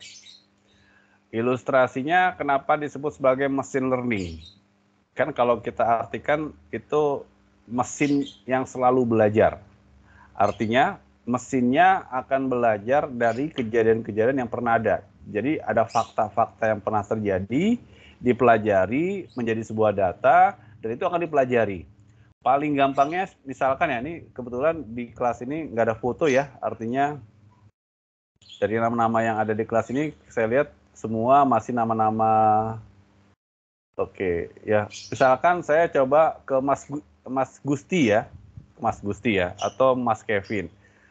Baik, saya cuma mohon izin Mas Gusti atau Mas Kevin saya jadikan sebagai untuk kita diskusi untuk menganalogikan ya, untuk menganalogikan sebuah machine learning. Nah, sekarang saya melihat Mas Kevin itu adalah menghadap ke depan, menghadap layar. Ada Mas Arif, dan Mas Kevin itu sedang on cam. Saya sebagai mesin itu akan mempelajari fakta yang sekarang terjadi ya, Mas Kevin dan Mas Arif dari tampak depan.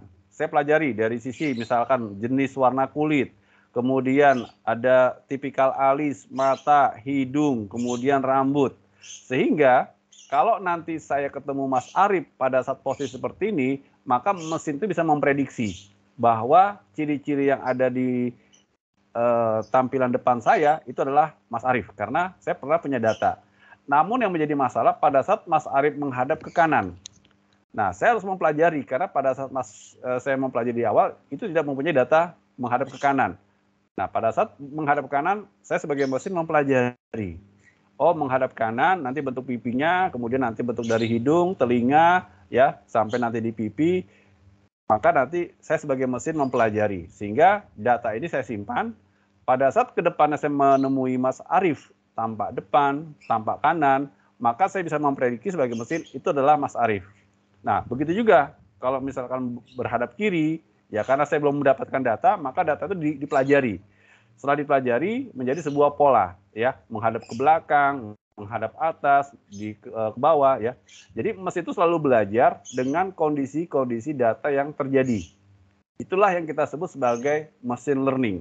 Jadi mesin selalu belajar dengan data-data, dengan fakta-fakta yang terjadi, itu akan terekod, ya. Jadi betul-betul dia mengadopsi cara kerja dari otak manusia. Ya, kalau sekarang kan saya sebagai manusia melihat Mas Arif pada saat ini posisi jelas, itu saya rekam. Oh, ciri-cirinya, polanya, tapi kan nanti semua sisi akan kita coba pelajari, maka sekarang pola inilah yang diadopsi oleh sebuah mesin. Kira-kira seperti itu. Mungkin bisa dipahami nggak analogi yang tadi saya baru sampaikan, kira-kira? Definisi dari sebuah mesin learning. Jadi mesin yang selalu belajar. Mudah-mudahan bisa ya. Kalau ada yang kurang bisa disampaikan, silakan. Cek. Ya, silakan Mas Agus. Izin feedback mungkin, Pak. Boleh, silakan. Berarti itu model apa? Sistemnya seperti misal kita mensimulasikan sesuatu, terus itu sistemnya mensimulasikan semua yang bisa terjadi gitu, Pak. Betul, Mas. Ya, jadi mesin, ya, jadi basisnya adalah data. Data dari mana? Dari fakta. Fakta itu artinya pernah terjadi sebelumnya. Ada historical, ada sejarah, ada kejadian. Yang dimana kejadian-kejadian tadi itu terrecord. Sehingga machine learning, artificial intelligence itu tidak akan bisa bekerja, tidak akan bisa berjalan kalau tidak ada data. Jadi betul, kalau disimulasikan A, B, dan C, kalau itu tidak terrecord, maka mesin tidak bisa belajar. Tapi kalau semua itu terrecord dari kondisi, ya, skenario A, skenario B, semua terrecord, sehingga nanti pada saat diuji secara realnya, dia sudah mempunyai data-data yang tadi tersimpan oleh si mesin tadi. Seperti itu kira-kira Mas Kevin, ya. Baik, Pak. Mungkin satu lagi, Pak. Saya mau tanya, contohnya yang di Indonesia yang sudah ada apa, Pak? Kalau yang di Indonesia, mungkin perusahaan apa gitu, Pak? Oh, perusahaan. Jadi gini, Mas. Kalau mesin learning atau deep learning, semua perusahaan sudah mengadopsi. Contoh, Mas. Misalkan Tokopedia. Pernah e-commerce ya, ini ya, saya ngambil yang sederhana saja. Sering menggunakan nggak e-commerce Tokopedia atau Shopee, atau misalkan apa lagi ya? Misalkan ada Bukalapak dan lain sebagainya. Kita pernah nggak melihat pola, ya, kalau kita pernah membeli sesuatu, dia akan memprediksi peluang-peluang yang akan kita cari ke depannya. Artinya apa? Jadi pada saat saya membeli sesuatu di barang Tokopedia contohnya, dia akan merelated nih. Misalkan saya membeli saat ini adalah spare part untuk motor misalkan ya. Maka nanti dia akan memberikan suggest-nya, contohnya peluang untuk dibeli ini apa. Jadi dari sisi Tokopedia, mereka membuka peluang supaya orang itu belanjanya lebih banyak dengan memberikan sebuah informasi related dari yang pernah kita beli. Ya, nah itulah yang kita sebut sebagai association rule. Mungkin teman-teman di sini pernah dengar ya, kalau di supermarket itu pastinya kalau penataan barang-barang itu saling berkaitan, benar tidak? Jadi kalau misalnya kita masuk ke lorong nih, lorong makanan bayi, pasti semua saling berkaitan. Ada Pampers, ada susu, ada apa sebagainya. Nggak mungkin ya kalau satu lorong itu isinya ada Pampers, ada misalkan obat nyamuk. Itu nggak mungkin, jarang. Karena satu sisi dari sisi bisnis, peluang nanti orang membeli Pampers, ada kemungkinan membeli bedak misalkan, ada kemungkinan membeli susu. Jadi dibuat satu linear, satu jalur, potensi orang akan membeli itu adalah lebih tinggi. Nah itu konsep itulah yang dijadikan sebagai mesin tadi. Ya, sekarang semua diadopsi kepada sebuah sistem. Jadi sistem dibangun supaya nanti apa? Keuntungan dari sisi pengguna, dari sisi misalkan pengelola, itu bisa didapatkan secara optimal. Jadi saya kira Mas, untuk di Indonesia itu sudah menjadi hal yang wajib ya kalau memang kita bermain di dunia bisnis, penerapan pada mesin AI atau tadi ada konsep di mesin learning itu harus ada. Kalau tidak ada kita akan ketinggalan dari persaingan bisnis. Saya yakin pasti ada Mas. Ya kalau masih belum ada berarti masih konvensional. Kira-kira seperti itu. Baik, ada lagi mungkin teman-teman di sini? Baik, Pak. Makasih, Pak. Seperti algoritma berarti, Pak ya? Algoritma ya, yang muncul. Betul. Machine learning nanti dibantu ada beberapa algoritma. Betul, Mas. Algoritma itu menjadi salah satu urutan untuk penyelesaian permasalahan. Betul, saya setuju kalau algoritma itu menjadi salah satu usulan pemecahan permasalahan. Nah, teman-teman pernah dengar namanya istilah deep learning ya? Pernah nggak deep learning dengar? Deep learning. Lebih mendalam lagi nih. Jadi deep learning yang tadi digunakan ChatGPT itu adalah konsepnya deep learning. Jadi dia mempelajari sangat mendalam, lebih mendalam lagi deep learning. Contohnya dia menggunakan tadi NLP ya, Natural Language Processing. Jadi sebuah bahasa, sebuah tulisan coba diolah, dia bisa memberikan sebuah rekomendasi. Itu adalah sebuah deep learning. Apalagi misalkan ada sebuah sistem yang bisa mendeteksi pergerakan manusia melalui deteksi objek dari CCTV, dari kamera ya. Kalau di Cina itu rata-rata kan sudah dipasang tuh di masing-masing sudut kota. Jadi mereka mempunyai database penduduk yang ada di kota itu, bahkan di dunia, di negara Cina itu sudah terrecord. Jadi nanti kalau wajahnya sudah terrecord ya, kalau kita kan namanya IKTP ya, IKTP dari sidik jari, wajah, semua sudah terrecord ya, seperti di paspor. Nah di Cina semua warganya itu sudah terrecord ke dalam sebuah database, sehingga semua sudut-sudut yang ada di daerah Cina itu dipasangkan sebuah CCTV. Jadi kalau misalkan dia membaca ada pergerakan, ada orang lewat CCTV ya di depan ya, di atas, maka orang ini diidentifikasikan namanya siapa, tinggalnya di mana, usianya berapa, nah itu akan terdeteksi. Nah, tujuan untuk apa dia? Kalau misalkan ada orang asing yang belum terdata ya, dia akan mendeteksi orang ini belum ada datanya, maka perlu nanti pengawasan, karena di China kan negara komunis ya, mereka sangat ketat sekali untuk melakukan sebuah pemantauan. Jadi model ini kita sebut sebagai model image processing ya, atau pengolahan citra dengan detection object.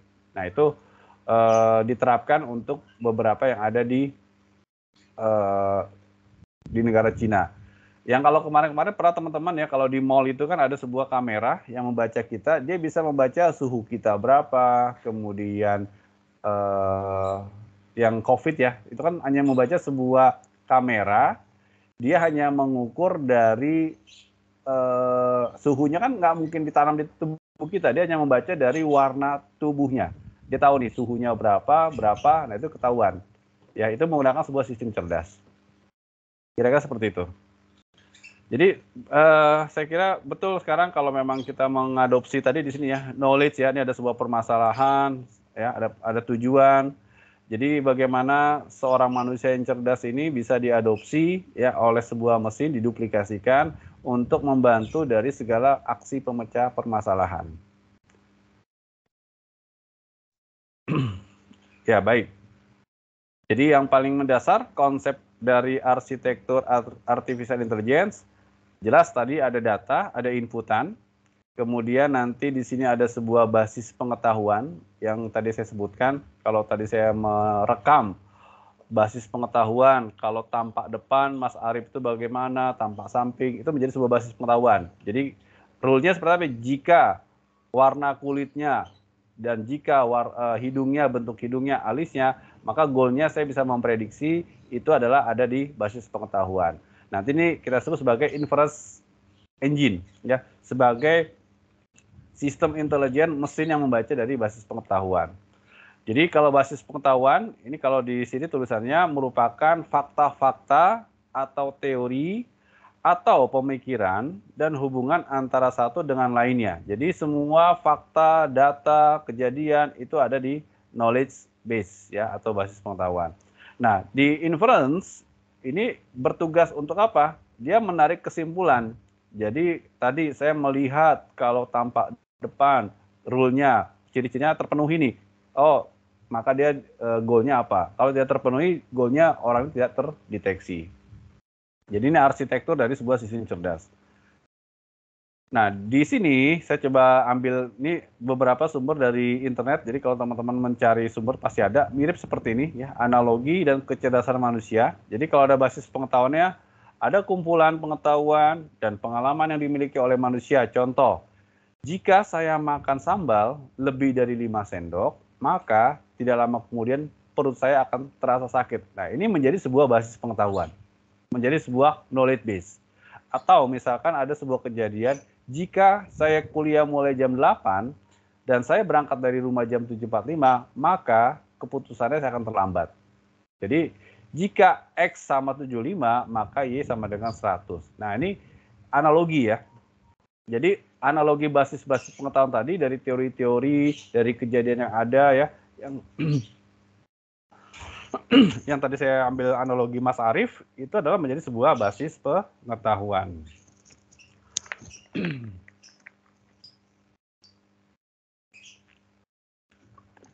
Oke, baik. Ada yang mau disampaikan sampai di sini? Ya. Saya izin bertanya, Pak. Baik, silakan. Iya, saya kan sebelumnya kan dari Politeknik ya, Pak ya. Jadi untuk tugas akhir skripsi itu rata-rata atau diwajibkan itu membuat alat ya, Pak ya. Kalau untuk penerapan artificial intelligence, setahu saya kan untuk di tugas akhir kan biasanya yang berhubungan dengan coding ya, Pak, yang berhubungan dengan microcontroller. Jadi biasanya saya temui itu judulnya itu kayak optimasi menggunakan algoritma apa, terus mungkin kalau di solar panel itu MPPT dan lain sebagainya dengan ANN, fuzzy logic dan lain sebagainya. Nah, kalau untuk hal itu kan dia itu mengarahnya lebih ke ini ya, Pak, lebih ke microcontroller dan lain sebagainya. Nah, untuk penerapan di sistem ketenaga listrikan itu ya, Pak ya, yang bisa diterapkan tidak hanya dari simulasi MATLAB atau ETAP itu seperti apa ya, Pak? Kalau di sistem ketenaga listrikan untuk artificial intelligence di PLN sendiri atau mungkin di istilahnya di sistem kelistrikan arus kuat lah, Pak.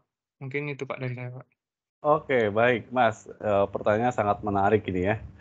Jadi betul Mas, setuju kalau di D3 itu kan saya kira hanya membangun atau merancang sebuah perangkat alat, dijalankan, uji jalan, selesai. Nah, kalau di tugas akhir di skripsi, maka ada istilahnya kalau saya sebutnya sebagai PMR. Jadi ada problem, ada method, dan ada result. Artinya nanti kalau misalkan kita ada sebuah kasus, apakah nanti kasus itu dari alat yang pernah kita buat, namun kita bisa mensisipkan sebuah metode. Ya, metode ini kalau di sistem cerdas, tadi yang saya sebutkan, ada menggunakan yang tadi Mas sebutnya, ada artificial neural network, ada misalkan menggunakan LVQ, ada menggunakan misalkan jaringan syaraf tiruan.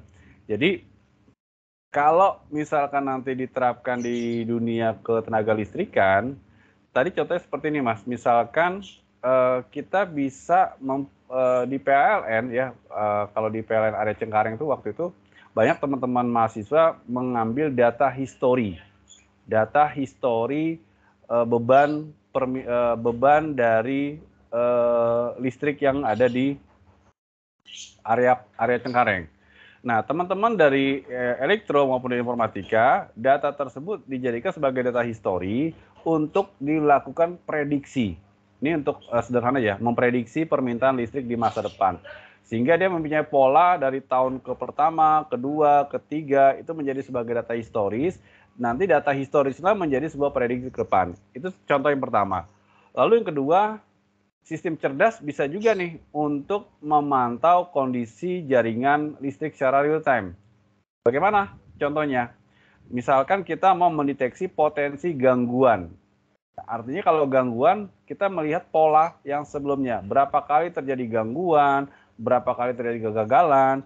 Dan di sini, jika kita menerapkan sebuah sistem cerdas, tentunya akan menjadi sebuah rekomendasi untuk membantu operator, baik itu di bidang kelistrikan di area tersebut, untuk mengambil tindakan pencegahan atau perbaikan sebelum terjadi kerusakan. Nah, itu adalah kita melakukan sebuah prediktif ya. Atau ada lagi nih, kita bisa melakukan proses bagaimana nih si operator jaringan listrik tadi bisa mengoptimalkan supaya tadi optimal produksi listrik tadi itu bisa dihitung berdasarkan faktor-faktor biaya, misalkan biaya untuk ketersediaan bahan bakar atau ketersediaan sumber daya energi terbarukan ya, baik itu dari panel, dari misalkan angin atau dari air. Nah, itu bisa dijadikan sebuah sistem cerdas. Jadi kalau misalkan poinnya adalah satu poinnya. Jadi kalau menerapkan sistem cerdas di ketenaga listrikan, targetnya apa sih sebenarnya? Kita kan bisa mengharapkan sebuah kehandalan. Itu pertama, keandalan. Kemudian kita bisa mendapatkan efisiensi. Apalagi keamanan ya. Ini bisa menjadi salah satu poin untuk di bidang sistem cerdas di ketenaga listrikan. Mungkin teman-teman ada yang bisa bantu atau kira-kira jawaban saya masih belum ini terwakilkan? Atau Mas Arif mungkin Mas ada yang mau disampaikan Mas? Ya mungkin sudah ada pandangan sih Pak. Mungkin ya istilahnya output yang diharapkan itu seperti data ya Pak ya.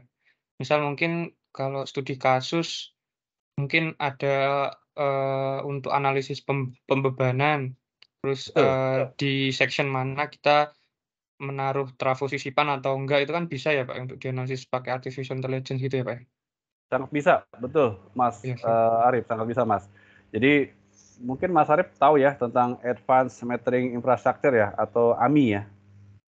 Iya Pak. Ya kan itu kan ada pengumpulan data konsumsi listrik secara real time kalau nggak salah ya.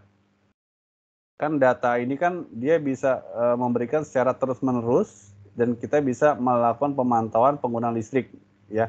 Jadi bisa saja ya ini menjadi salah satu konsekuensi untuk menghindari tagihan-tagihan tak terduga. Jadi banyak sekarang ya KW meter yang ada di Indonesia kan masih menggunakan pihak tiga ya untuk mencatat, untuk membaca dari meter-meter yang sifatnya masih mekanik kalau nggak salah seperti itu.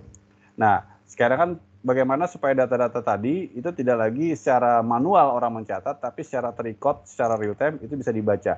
Sehingga nanti tujuannya apa? Kita membuat sebuah aplikasi sistem cerdas yang nantinya advanced metering infrastructure atau smart metering lah kalau istilahnya ya, smart metering KWH. Sudah ada belum di PLN kira-kira smart metering KWH? Kalau nggak salah sih masih mau dikembangkan ya. Itu menjadi salah satu solusi buat pelanggan, dia bisa memantau penggunaan listriknya dia, dari sisi pengelola PLN juga bisa tahu nih penggunaannya dia wajar atau tidak wajar. Itu bisa salah satu aplikasinya ya, targetnya dengan smart metering. Lalu ada juga ini distribution automation ya, itu bisa memantau jaringan distribusi listrik secara real time. Atau ada lagi namanya demand response, itu memungkinkan pengaturan listrik berdasarkan permintaan saja. Jadi misalkan di daerah ini permintaannya sedikit, ya kita sesuaikan, atau permintaan ini sedang puncak-puncaknya, maka nanti bisa dilakukan sebuah demand response. Jadi memungkinkan pengaturan penggunaan listrik oleh pelanggan berdasarkan permintaan dari si PLN-nya. Atau lagi ada yang paling tren yang saat ini sedang dikembangkan adalah energi storage ya. Jadi kalau energi storage ini kan sebuah sistem penyimpanan energi yang dimana penyimpanan listrik ini dihasilkan oleh sumber energi terbarukan. Tadi seperti surya, angin ya, yang dimana disimpan energi ini dalam sebuah pasokan entah itu baterai ya. Jadi kita bisa monitoring kapan baterainya harus dioptimalkan ya, ketersediaannya dan sebagainya. Jadi tadi intinya adalah ya tadi untuk mendapatkan sistem cerdas ini adalah kehandalan serta untuk memikirkan bagaimana mengurangi tingkat kegagalan, tingkat kesalahan, serta memfasilitasi penggunaan tadi salah satunya adalah sumber energi terbarukan dan mengoptimalkan penggunaan energi. Oh, ini kita kalau di skip banyak ya Mas ya, banyak ya. Melebar jadinya. Baik, ada lagi teman-teman di sini?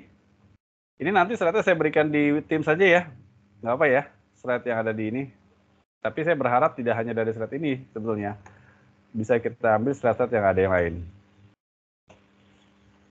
Baik, ada lagi teman-teman yang ada di sini, kita enaknya diskusi sebetulnya ya. Kita diskusi sambil mungkin ada pengalaman, karena juga ini menjadi bahan masukan juga untuk saya pribadi ya. Mungkin teman-teman yang ada di sini bisa melakukan ya tadi saling sharing knowledge. Kita berbagi pengetahuan dalam kelas di hari Sabtu ini. Baik, ada lagi teman-teman? Jadi nanti materinya ya silakan Mas Bintang. Ya Pak, saya tertarik Pak tentang AI ini tadi ya Pak ya. Kan kami kan di daerah Bangka ini kan ibaratnya masih banyak menggunakan PLTD ya Pak. Oke. Nah PLTD ini kan kalau dulu sebelum sistem Sumatera masuk ke kita kan on 24 jam kan Pak, paling gantian untuk istirahat mesin.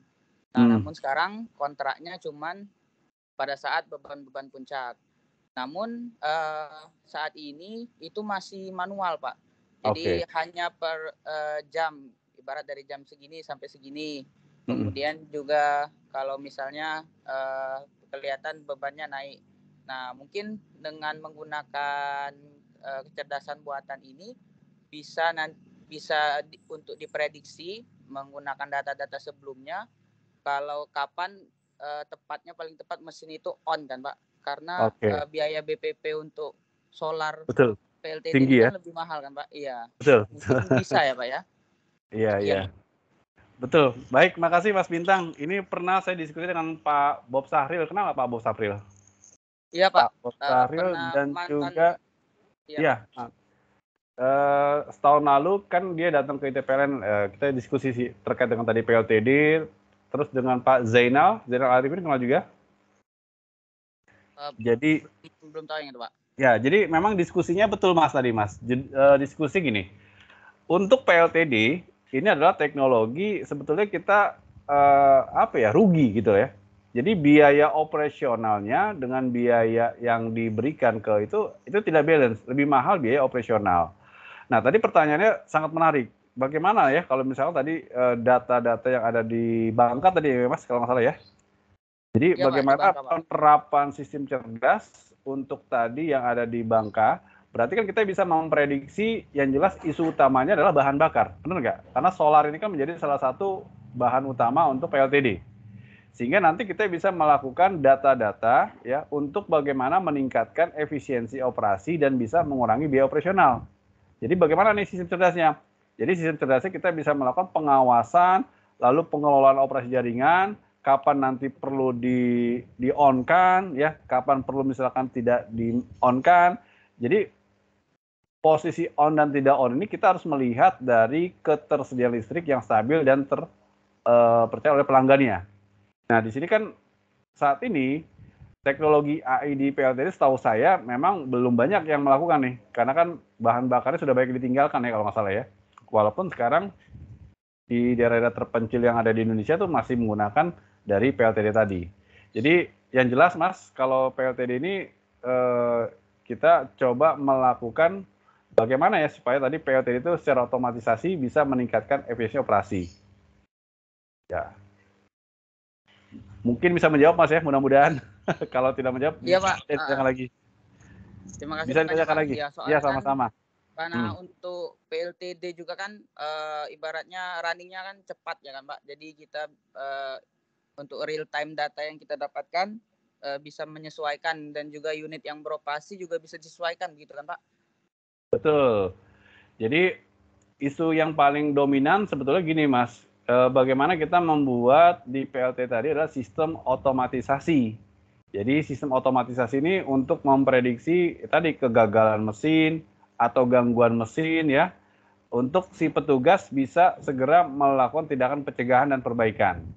Jadi tadi untuk melakukan prediksi otomatisasi maka kita perlu sistem yang cerdas ya untuk memantau nih kondisi diesel nih. Kalau kondisi diesel masuk kriteria gagal, sebelum dia gagal sudah ada namanya notifikasi, sudah ada informasi yang dimana si petugas bisa mengambil tindakan pencegahan atau perbaikan yang diperlukan. Nah itu sistem cerdas saya akan yang bekerja. Oke, baik, makasih Mas Bintang pengalamannya. Terima kasih Pak.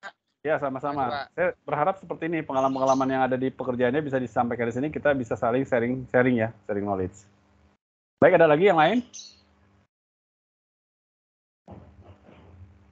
Baik, ya. Kita 3 SKS ya. Kalau 3 SKS itu berarti sekitar 3:30. Tapi saya nggak sampai 3:30, tidak apa-apa ya kalau di jam Indonesia Barat ya.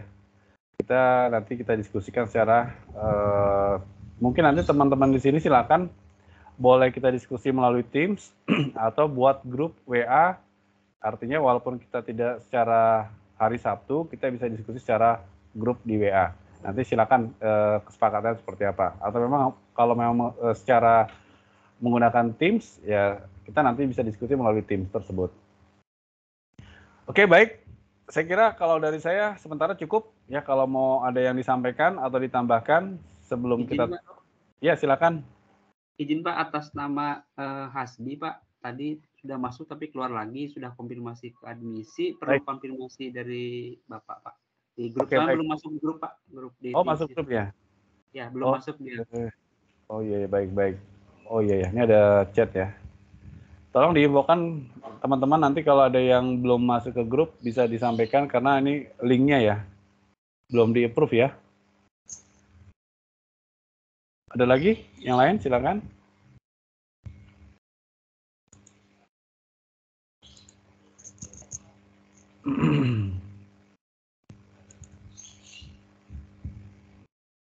Oh ya, ada Hasbi dan Pravita ya. Baik.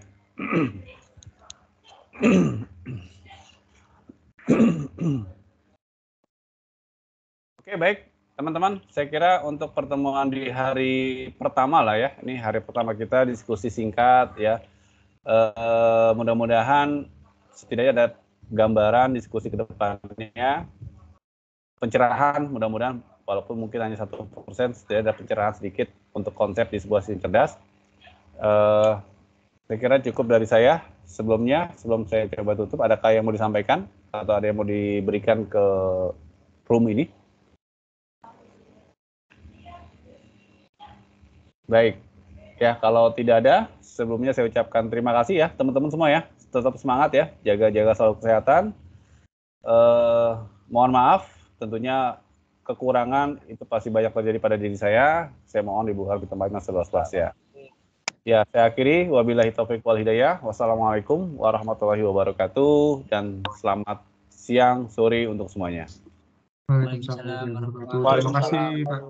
Ya, terima kasih semuanya. Ya, tetap semangat ya. Ya, Pak.